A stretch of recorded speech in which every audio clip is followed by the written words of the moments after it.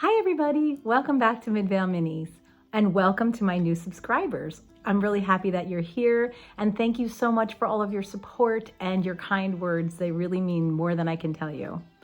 I'm very excited today because today is the final video of my Colonial Shop Project. I can't wait for you to see all of the things that are finished and how it's looking. So if you haven't subscribed, please hit that subscribe button, hit the like button, and let's finish up this project. Be sure to stick around till the end of the video because I put in some before and after video.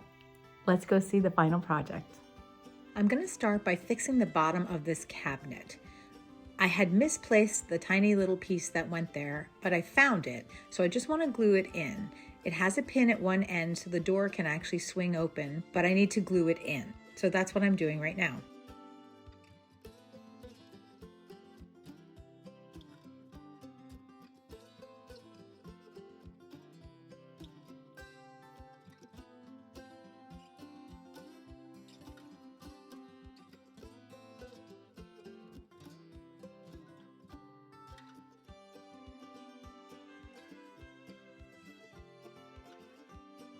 Next, I'm taking this lantern and I want to take the chain off. It's originally supposed to be a hanging lantern, but I want it to be sitting on my countertop. So I'm going to remove the plug, feed the wire out through the chain, and then remove the chain.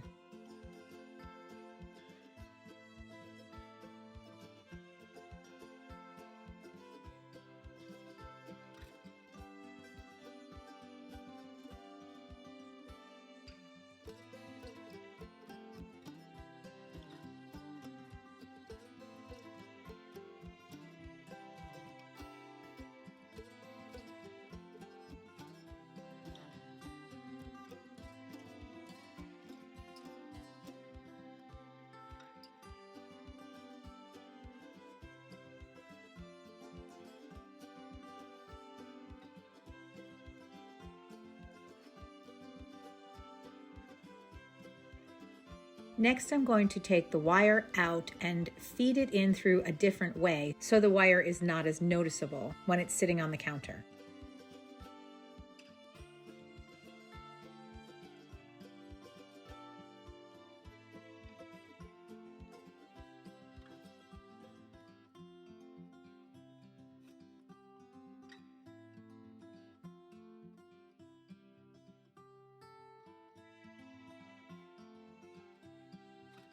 Then I put the wire back into the plug, put the pins back in, and plug it in.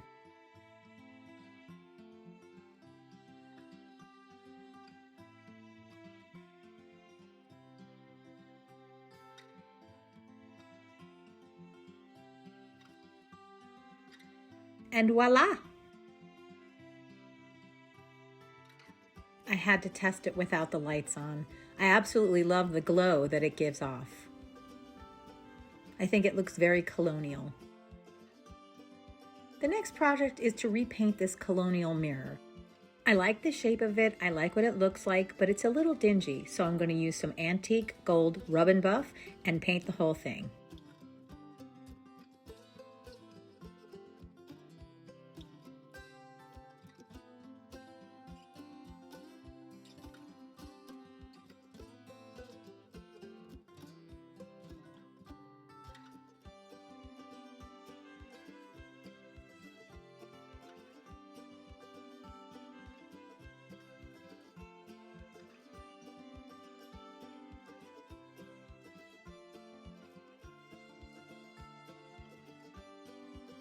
And now it looks good as new.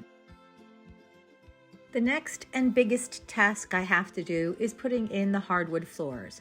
So I'm taking some cardstock as my base. Now what I want to do is I want to glue the flooring to this base, so if I ever have to remove it, I can just pull the whole thing out. So here I am measuring the cardstock. I'm going to cut each piece and tape it on. Now I'm measuring my wood to see how far I have to go to cut it, and I will cut this into 1-inch strips, which matches the floorboards in the porch.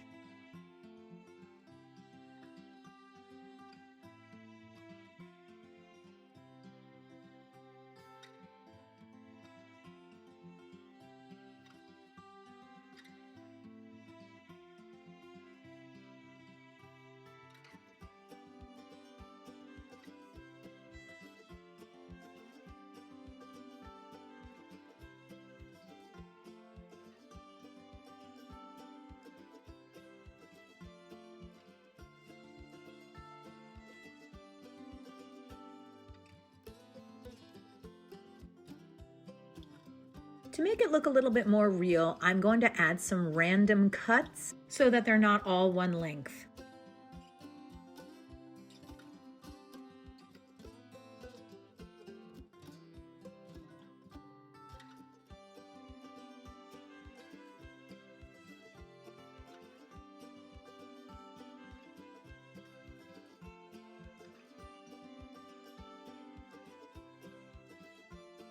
Now I have to decide which color I want to use for my stain. I stained some scrap pieces of wood in the two colors that I purchased and compared them to the porch floor. Neither of them is a perfect match, but one has similar tones in color, so I'm going to go with that one. I sanded each piece of wood and I stained it in that color. Now I'm just laying it all out to make sure everything fits.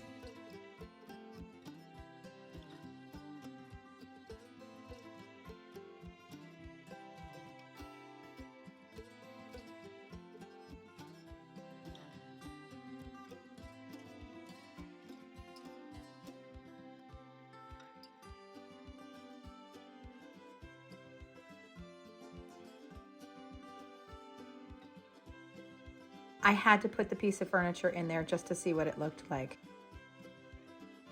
I started to glue each piece down with wood glue.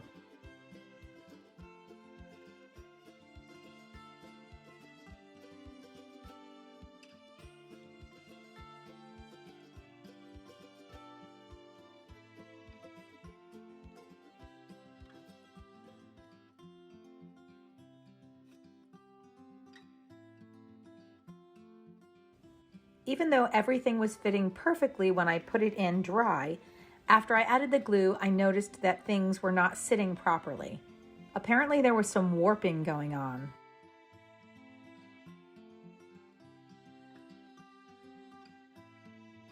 You can see it with this piece. When I push it flat against the other piece down at the bottom, the top pops open. I've frozen it here so you can see that there's a big gap where there was no gap before. These floorboards are 1/16 inch thick, and I think that the moisture content in the glue was making them warp. So I switched to a different type of glue, and that helped quite a bit.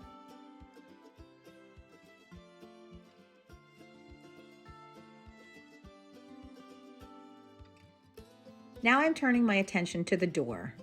I still have to add the plexi at the top and the little pieces of wood that go over the plexi, and I want to touch up some areas as well.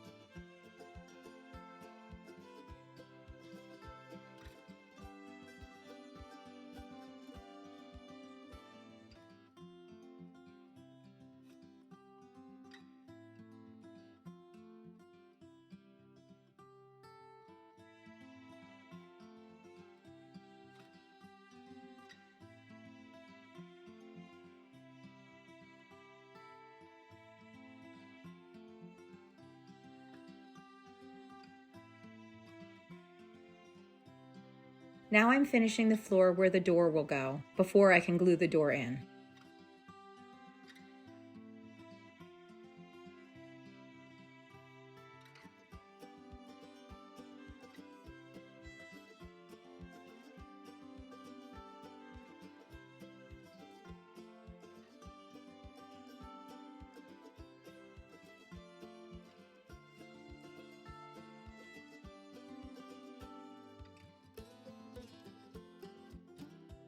I couldn't resist. After the floor was dry upstairs, I added the furniture back in. I was going to age up the floor a little bit, but I like it so much the way it is, I'm going to leave it alone. I love gluing the floor to cardstock because then I can remove it easily if I need to.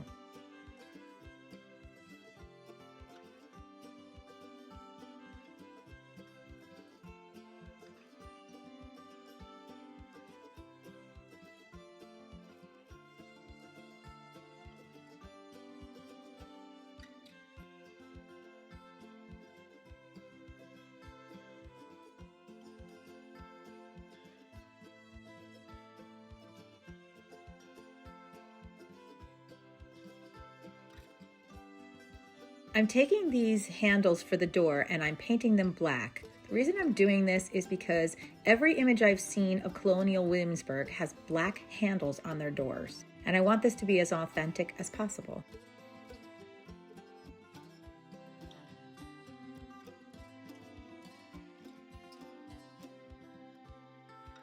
I also decided to put a nail in the door before I glued the door in so that I can put a wreath on the door for Christmas.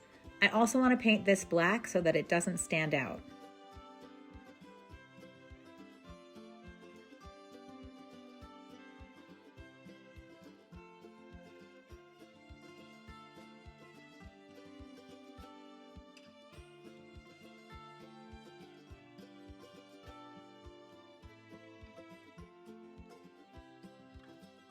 And here's what it looks like all painted.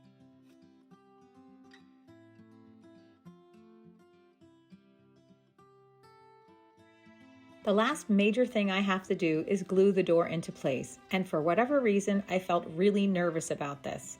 It just felt so final.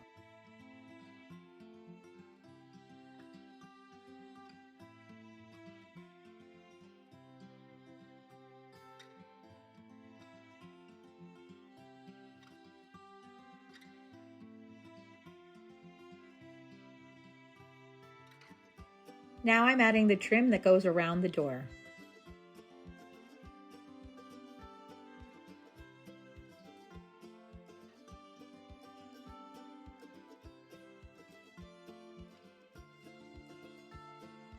I breathed a huge sigh of relief when the door opened and closed with no problems and it didn't scrape the floor. Now I'm touching up any areas that might have gotten dinged along the way.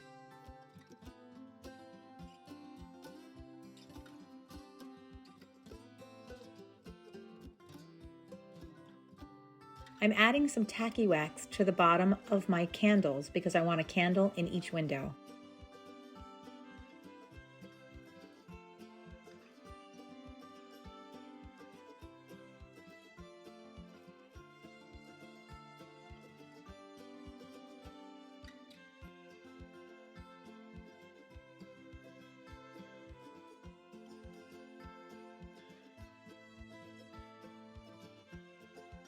The sheer joy I felt when I plugged everything in and it all worked and it looked so beautiful. I was so happy.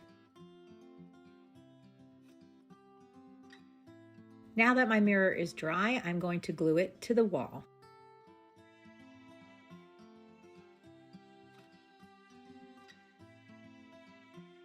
I wanted to show you how I'm powering my dollhouse. I take this 9-volt battery and plug it into one wire that runs underneath the floorboards. Then I take it, I wrap the excess wire around it, and I put it inside this barrel so I can hide it. That way nothing's plugged into the wall and I can move the dollhouse anywhere I want. This was not actually my idea. I have to give credit to my husband, and I think it's a fantastic idea. And now for the big reveal.